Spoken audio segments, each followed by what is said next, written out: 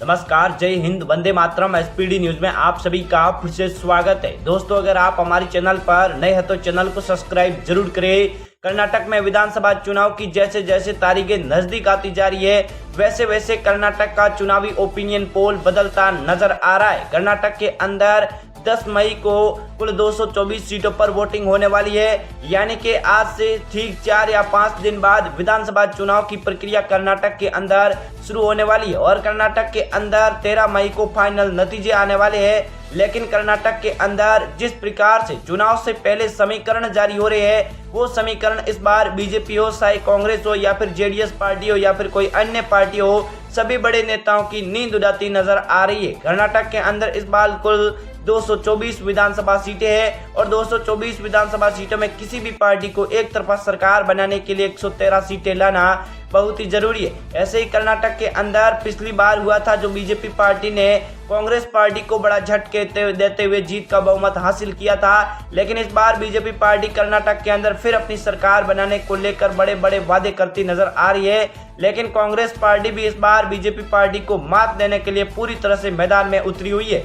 आखिरकार इन दोनों पार्टियों में से इस बार किस पार्टी की सरकार बनने वाली है? क्या इन दोनों पार्टियों को छोड़ के इस बार जेडीएस पार्टी इन दोनों का फायदा उठाने वाली है? आखिरकार कर्नाटक की कुल 224 सीटों में किस पार्टी को कितनी सीटें मिलती दिखाई दे रही है? आज आपको एक एक करके कर्नाटक की सभी सीटों का ओपिनियन पोल बताने वाले हैं। किस जिले में किस पार्टी का ज्यादा दबदबा चलता नजर आ रहा और किस पार्टी की सरकार इस बार बनेगी, चलिए जानते हैं। आज का सर्वे पहली सीट हमारे साथ चित्रदुर्ग आ चुका है। यहाँ पर कुल 6 सीटें हैं, जहाँ यहाँ पर कांग्रेस को 3 सीटें, बीजेपी को 1 सीट, जेडीएस पार्टी के खाते में 2 सीटें मिलने का अनुमान है। चित्रदुर्ग में अगर देखा जाए तो कांग्रेस पार्टी को बड़ा बहुमत, भाजपा पार्टी को बड़ा झटका लगता नजर आ रहा है। मैसूर में कुल 11 विधान की सभा की सीटें हैं, तो यहाँ पर कांग्रेस को 7 सीटें, बीजेपी को 3 सीटें, जेडीएस को सिर्फ 1 सीट मिलने का अनुमान है। और मैसूर की कुल 11 सीटों में देखा जाए तो कांग्रेस पार्टी को बहुमत मिलता नजर आ रहा है। भाजपा जेडीएस को यहाँ पर भी बड़ा झटका लगता नजर आ रहा है। कोलार जिले में कुल 6 विधान की सीटें हैं,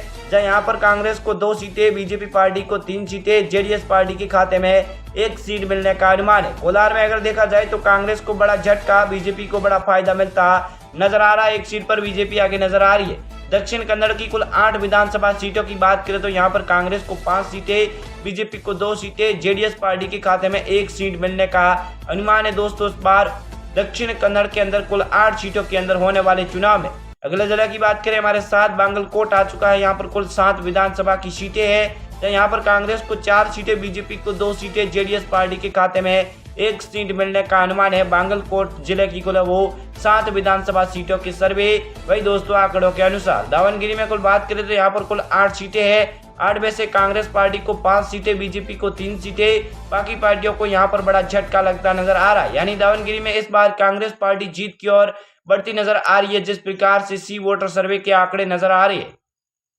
बेंगलुरु ग्रामीण में कुल 28 विधानसभा की सीटें हैं, जहाँ 17 सीटों पर कांग्रेस पार्टी, 8 सीटों पर बीजेपी पार्टी, जेडीएस पार्टी को 3 सीटें इस बार के सर्वे में मिलती दिखाई दे रही है। बेंगलुरु ग्रामीण की कुल 28 सीटों की सर्वे वही दोस्तों आंकड़ों के अनुसार। बेलगाम में कुल 18 विधानसभा की सीटें हैं, जहाँ कांग्रेस पार्टी को 11 सीटें, बीजेपी को 4 सीटें, जेडीएस पार्टी के खाते में 2 सीटें, अन्य पार्टी के खाते में 1 सीट मिलती नजर आ रही है। दोस्तों, इस बार के होने वाले कर्नाटक के विधानसभा चुनाव के सर्वे वही दोस्तों आंकड़ों के अनुसार।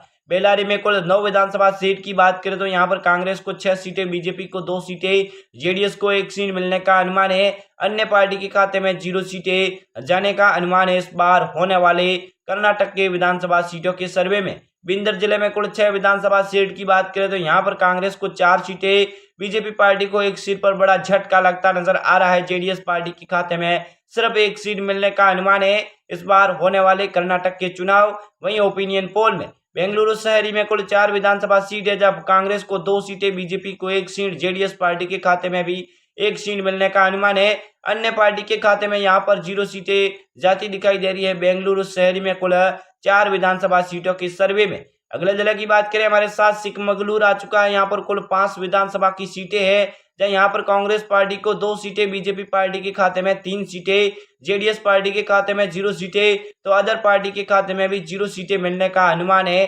दोस्तों इस बार के होने वाले चुनाव में धारवाड़ में कुल 7 विधानसभा की सीटें हैं, जहाँ इस बार कांग्रेस पार्टी को 4 सीटें, बीजेपी पार्टी को 2 सीटें, जेडीएस पार्टी के खाते में 1 सीट, अन्य पार्टी के खाते में 0 सीटें मिलने का अनुमान है। धारवाड़ के अंदर होने वाले कुल 7 विधानसभा सीटों के सर्वे में अगले जिले की बात करें, हमारे साथ गदग जिला आ चुका है। यहाँ पर कुल 4 विधानसभा की सीटें हैं, जहाँ यहाँ पर है वो कांग्रेस पार्टी को 2 सीटें, बीजेपी पार्टी को 1 सीट, जेडीएस पार्टी के खाते में 1 सीट, अन्य पार्टी के खाते में 0 सीटें मिलने का अनुमान है। दोस्तों इस बार के होने वाले चुनाव में गुलबर्गा में कुल 9 विधानसभा सीटें हैं, जहाँ यहाँ पर सर्वे के माध्यम से कांग्रेस पार्टी को 6 सीटें, बीजेपी को 2 सीटें, जेडीएस पार्टी के खाते में 1 सीट मिलने का अनुमान है। और इस बार कर्नाटक के चुनावी आंकड़ों में जिस प्रकार से रुझान देखने को मिल रहे हैं वो बड़े ही चौंकाने वाले। समराजनगर में कुल 4 विधानसभा सीटें हैं, जहाँ कांग्रेस पार्टी को 2 सीटें, बीजेपी को भी 2 सीटें। समराजनगर में बीजेपी और कांग्रेस पार्टी में बड़ी टक्कर देखने को मिल सकती है। जेडीएस पार्टी और अन्य पार्टी के खाते में 0 सीटें जा सकती है। समराजनगर की कुल 4 सीटों में बीजापुर में कुल 8 विधानसभा सीटें हैं, जहाँ कांग्रेस पार्टी को 5 सीटें, बीजेपी को 2 सीटें, जेडीएस पार्टी के खाते में 1 सीट मिलने का अनुमान है। बीजापुर की कुल 8 विधानसभा सीटों के सर्वे वही दोस्तों आंकड़ों के अनुसार इस बार होने वाले कर्नाटक के चुनाव में अगले जिले की बात करें, हमारे साथ शिवमोगा आ चुका है। यहाँ पर कुल 7 विधानसभा की सीटें हैं, जहाँ इस बार कांग्रेस पार्टी को 4 सीटें, वही बीजेपी पार्टी को 3 सीटें, जेडीएस पार्टी और अन्य पार्टी के खाते में 0 सीटें जा सकती है। इस बार शिवमोगा के अंदर होने वाले चुनावी समीकरण वही आंकड़ों के अनुसार तुमकुर में कुल 11 विधानसभा की सीटें हैं, जहाँ कांग्रेस पार्टी को 4 सीटें, बीजेपी पार्टी को 5 सीटें, जेडीएस पार्टी के खाते में 2 सीटें मिलने का अनुमान है। तुमकुर जिले की कुल 11 सीटों पर होने वाले चुनाव के समीकरण वही दोस्तों आंकड़ों के अनुसार जिस प्रकार से कर्नाटक के अंदर विधानसभा चुनाव से पहले सर्वे आंकड़े देखने को मिल रहे हैं वो इस बार आंकड़े ही बड़े चौंकाने वाले नजर आ सकते हैं। और कर्नाटक के अंदर जिस प्रकार से 10 मई को विधानसभा चुनाव है वो शुरू होने वाले हैं और विधानसभा चुनाव की कुल 224 सीटों पर वोटिंग होने वाली है, वो वोटिंग इस बार चुनाव से पहले सर्वे में बड़ा चौंकाने वाला नतीजा सामने देते नजर आ रही है। कर्नाटक के अंदर बीजेपी पार्टी ये दावा कर रही है कि इस बार हमारी सरकार फिर से बनेगी। कई नेता बीजेपी पार्टी के कांग्रेस कर्नाटक में आकर के अपने बड़े बड़े वादे भी करते नजर आ रहे हैं, लेकिन दूसरी तरफ इस बार कांग्रेस पार्टी के राहुल गांधी, अशोक गहलोत और प्रियंका गांधी सहित कई बड़े ऐसे नेता है जो लगातार अपनी पार्टी के खेमे में प्रचार और जोरों से जुटते नजर आ रहे हैं। अब इन दोनों पार्टियों में से कौन सी पार्टी की सरकार बनेगी वो तो 13 मई को पता चलेगा, लेकिन चुनाव से पहले जिस प्रकार से सर्वे आंकड़े सामने आ रहे हैं वो आंकड़े इस बार कहीं ना कहीं बड़ा उलटफेर करते नजर आ रही है। दोस्तों अगर आप भी हमारा वीडियो कर्नाटक साझे से देख रहे हैं तो एक बार कमेंट में राय जरूर दे, इस बार कर्नाटक में किस पार्टी की सरकार बनेगी, किस पार्टी को जीत का बहुमत मिलेगा। किसी भी पार्टी को जीत के लिए 113 सीटें लाना बहुत ही जरूरी है, नहीं तो कर्नाटक के अंदर गठबंधन की सरकार बन सकती है। क्या कर्नाटक के अंदर फिर गठबंधन की सरकार बनेगी? कमेंट में जरूर बताएं।